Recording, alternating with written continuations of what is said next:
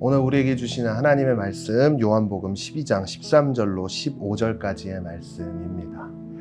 종려나무 가지를 꺾어가지고 예수님을 맞으러 나가서 호산나 주의 이름으로 오시는 분 이스라엘의 왕에게 찬양을 하고 외쳤다.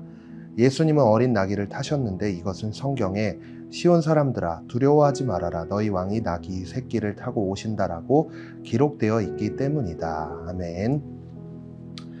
이제 예수님께서 진짜 고난을 받으시기 위해 예루살렘에 입성하게 됩니다.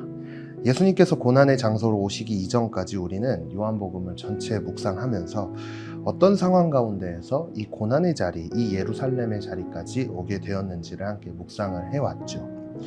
특별히 나사로를 부활시킨 사건을 마지막으로 오늘 우리가 함께 읽은 본문에서부터 예수님은 예루살렘에 들어와 하나님께서 예수님께 맡기신 하나님의 사명을 이루시는 과정이 시작이 됩니다. 그런데 중요한 것은 이 모든 하나님의 사명은 구약의 선지자들로부터 예언이 되어 있던 것이었습니다.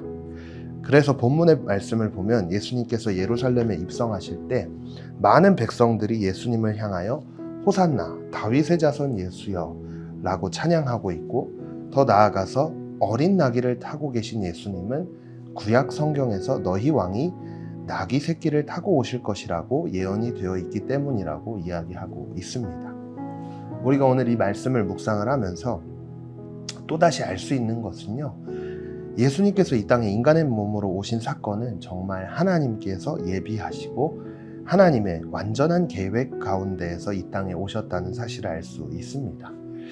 자, 그런 의미에서 예수님께서 이 땅에 오셨다는 것이 우리 인간들에게 얼마나 큰 축복인지 우리는 알아야 합니다.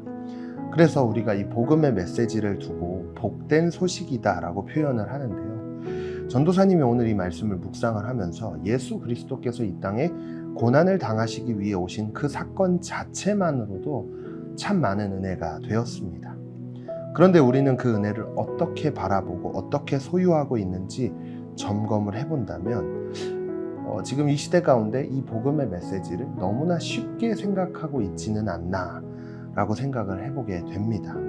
매일매일 우리는 이 큐티 자료를 통해 우리는 하나님의 거룩한 말씀, 정말 우리 사람들에게 가장 복된 소식을 선포하고 또 듣고 이야기를 하지만, 그럼에도 불구하고 매 순간 예수님의 크신 사랑 앞에서 감사하는 마음을 잊어버릴 때가 너무나도 많죠.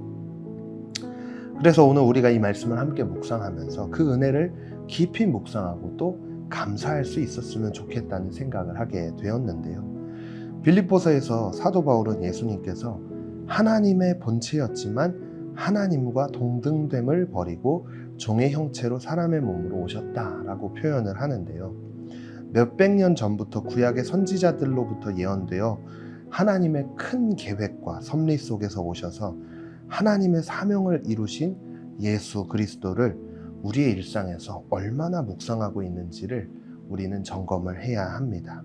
그리고 오늘 이 말씀을 듣고 우리는 결단할 수 있어야 하는데요, 매 순간 우리를 위해 십자가를 지러 오신 예수 그리스도를 깊이 묵상함으로 이 믿음의 길을 결코 떠나지 않고 일평생 내가 살아 숨쉬는 동안 오직 그 주님과 동행하며 그 주님 앞에 찬양과 영광을 올려드리는 삶을 살아갈 것을 우리는 결단해야 합니다.